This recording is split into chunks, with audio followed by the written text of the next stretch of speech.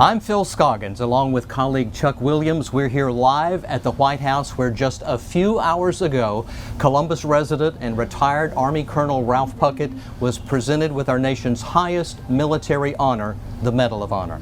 That's right, Phil, and it happened in the East Room right here behind us at the White House. What a historic moment. President Biden draped the Medal of Honor around Colonel Puckett's neck, honoring him for his bravery in the battle for Hill 205 in the Korean War back in 1950. Even now, you can find him out at Fort Benning, cheering on the Rangers and letting them know he's there with them. Over his career, he mentored countless young people. He's always believed that all that mattered to be a Ranger was if you had the guts and the brains. Colonel Puckett's family, including his wife Jeannie of 68 years, right there by his side for the presentation today, along with their 2 children and 6 grandchildren. Now we're going to switch gears, Phil, and we're going to let a group of U.S. Army Rangers tell you what Colonel Puckett and the 8th Army Rangers did that cold November night many, many years ago, deep behind enemy lines.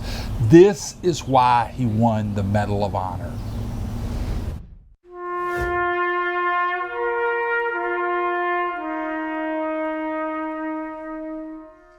First Lieutenant Ralph Puckett, Jr., United States Army, distinguished himself by conspicuous gallantry and intrepidity in action at the risk of his life above and beyond the call of duty on the 25th and 26th of November 1950, while serving as Commander, 8th Army Ranger Company, Task Force Dolvin, North Korea.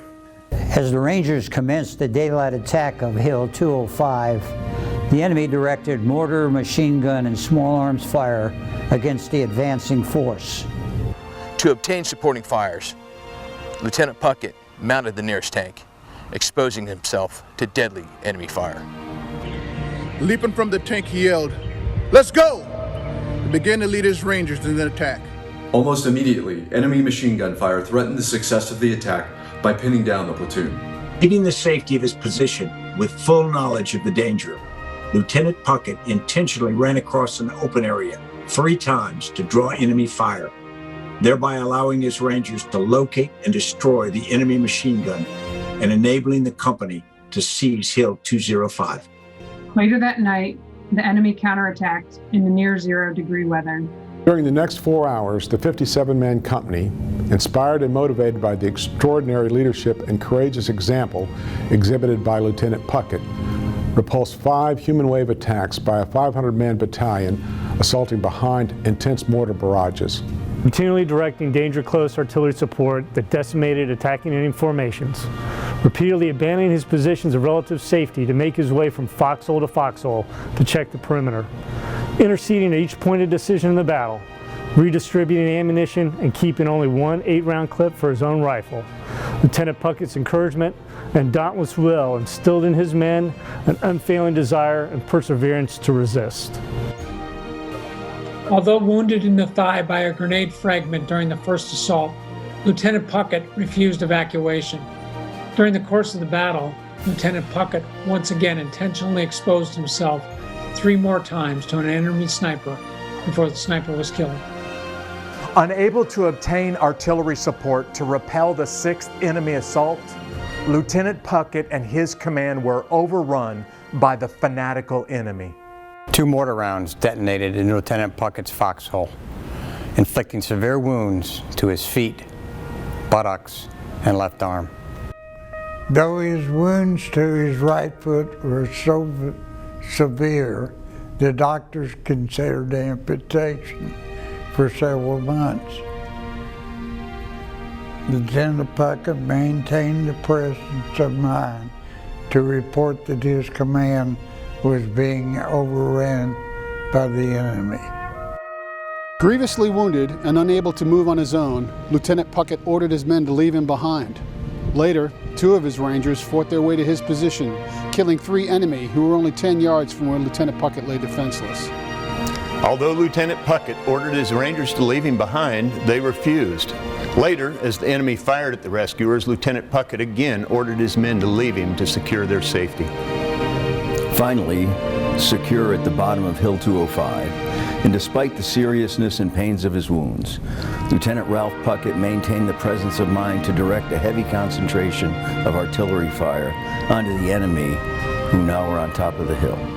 Lieutenant Puckett's extraordinary courage and devotion to duty are in keeping with highest traditions of military service and reflect great credit upon himself, his unit, and the United States Army. We're here at the Korean War Veterans Memorial in Washington, D.C., and when you receive the Medal of Honor, it puts you in an elite military conversation. It sure does, Phil. Colonel Puckett will now become one of the nation's most decorated soldiers for his actions in Korea and Vietnam. The U.S. Army does not proclaim someone to be the most decorated soldier in its branch. It's strictly subjective.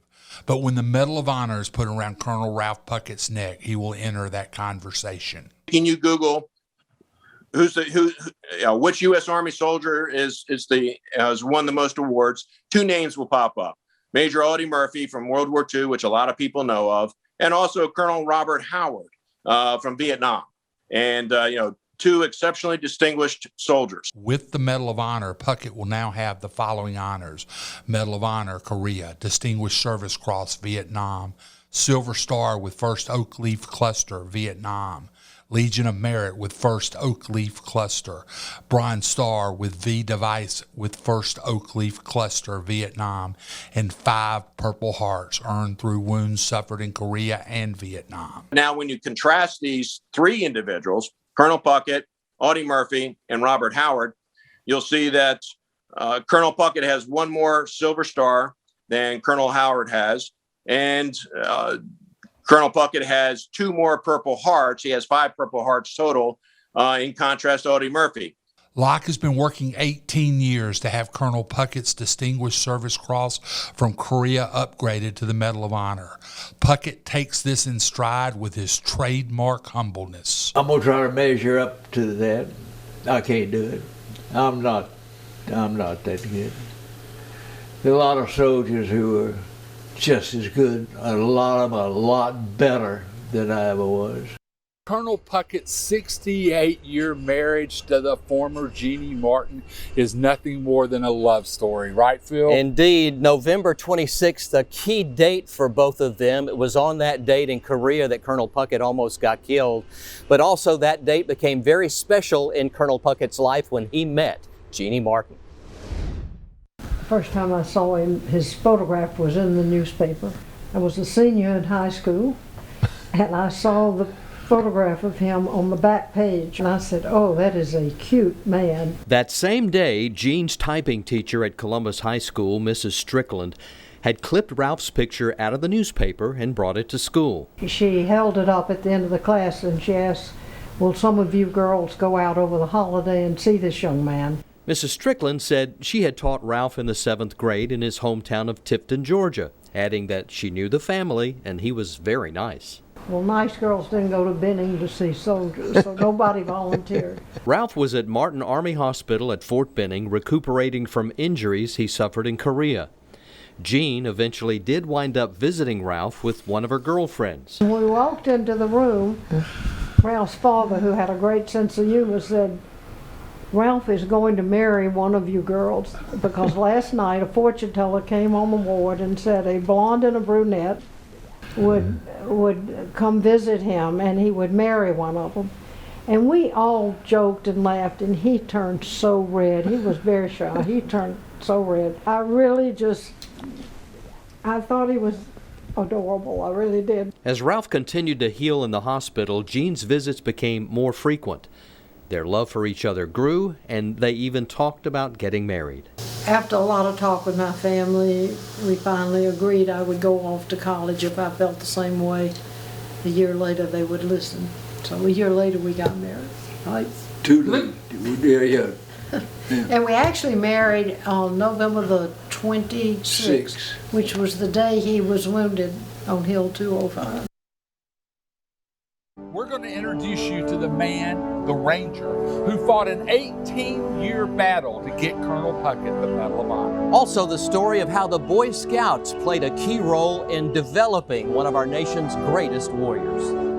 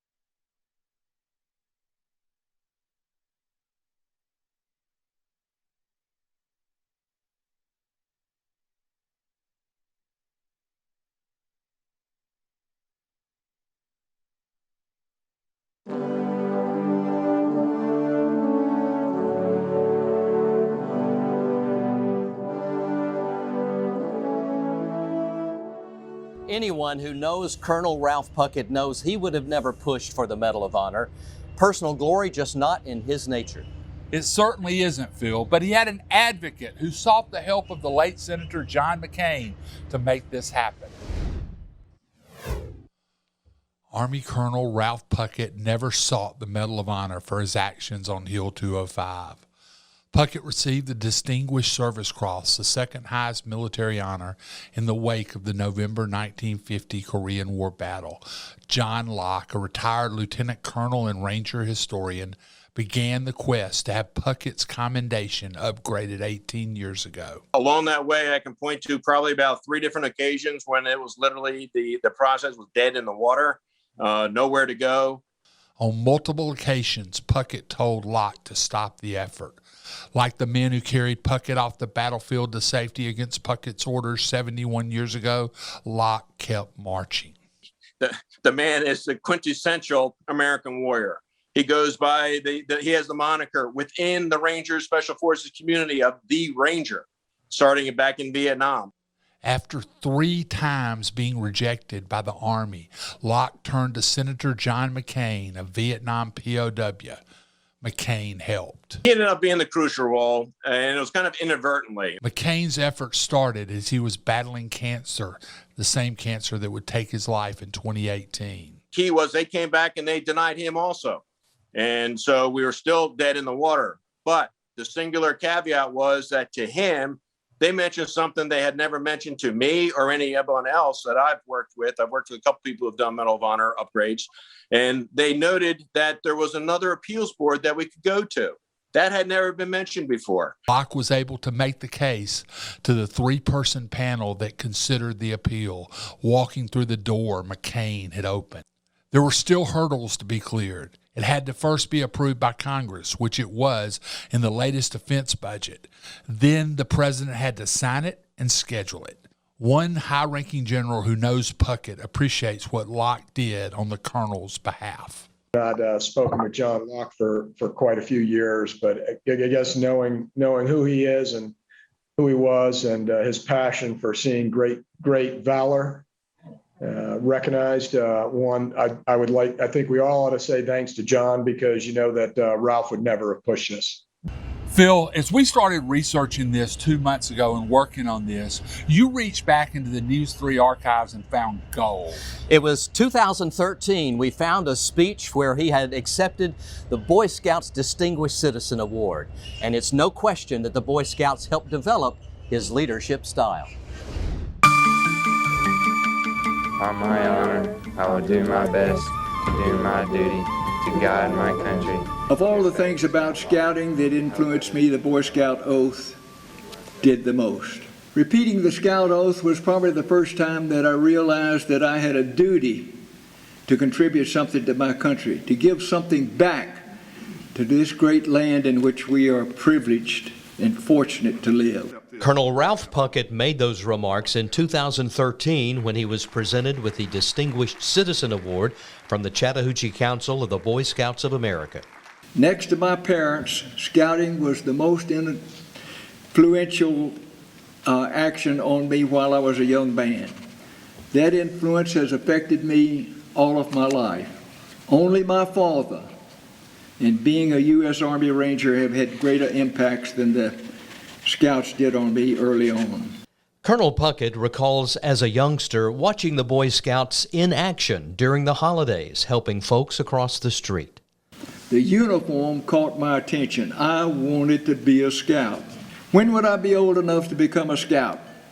That day was more important to me than getting a driver's license when I became of age. That day finally did come, and it opened the door for a young Ralph Puckett to test his leadership skills. I became a patrol leader, and later the senior patrol leader. With a push from my mother, I earned Eagle Scout rank with Gold Palm. In receiving the Boy Scouts Distinguished Citizen Award, Colonel Puckett clearly preferred to give honor to others. He started with a quote from General Dwight D. Eisenhower. He said, "Humility must always be the portion of any individual whose acclaim was earned by the blood of his soldiers and the sacrifices of his friends. They deserve the credit. They're the ones who carried me on their shoulders." Coming up, Chuck talks with the Columbus artist who drew the assignment of drawing the official Medal of Honor portrait for Colonel Puckett.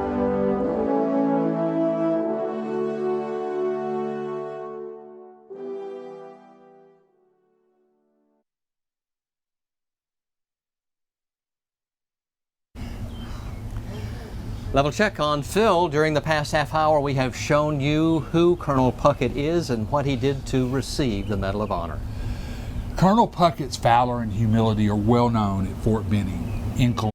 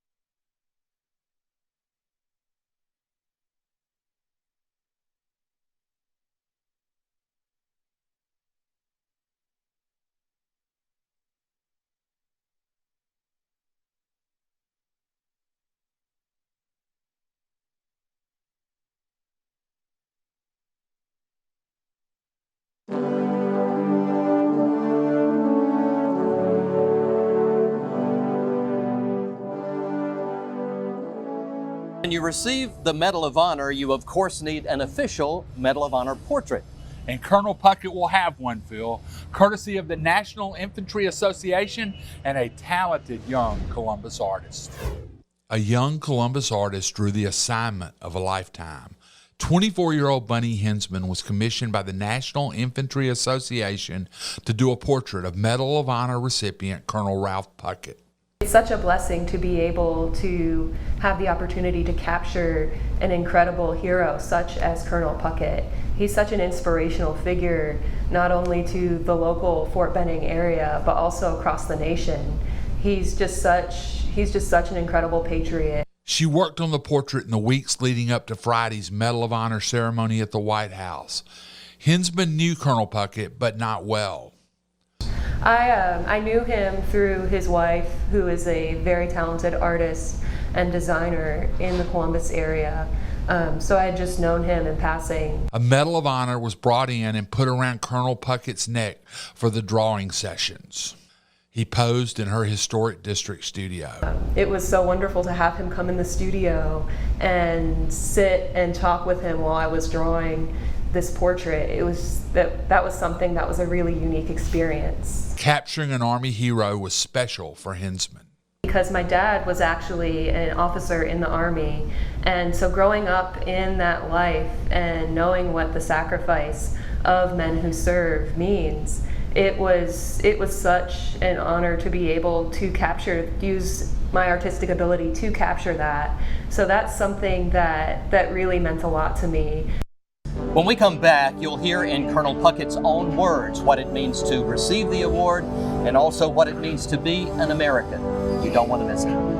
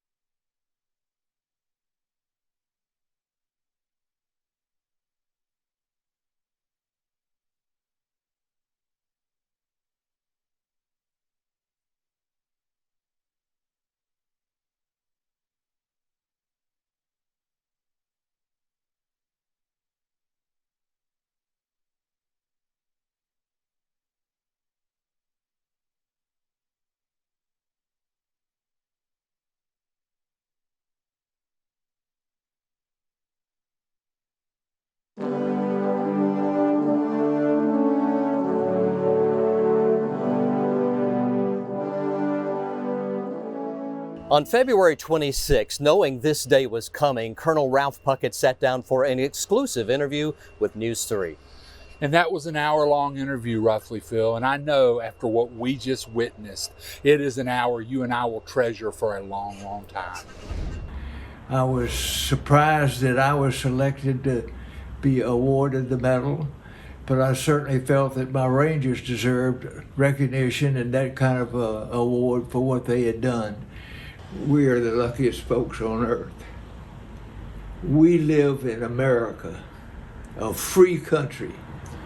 Most of us have that freedom not by anything we ever did. We were just born here.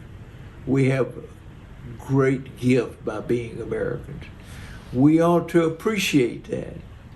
We ought to do what we can to improve this country.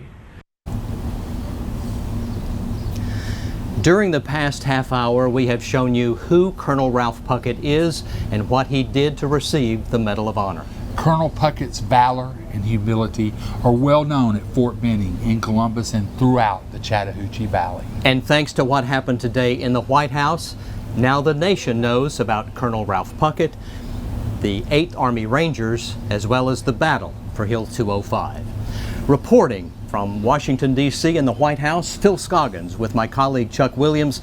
We leave you tonight with moving images from this afternoon's Medal of Honor ceremony.